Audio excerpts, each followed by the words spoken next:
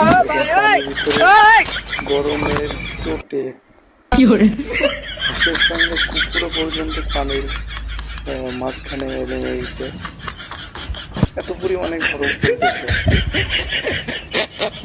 আমি ঘরের ভিতরে ছিলাম, জানলা দিয়ে একটু তাকাতে দেখি আমাদের পুকুরের ভিতরে পানি।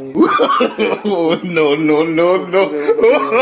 মা হাঁসের সঙ্গে খেলতেছে এবং ঝাঁকাঝাঁকি করতেছে।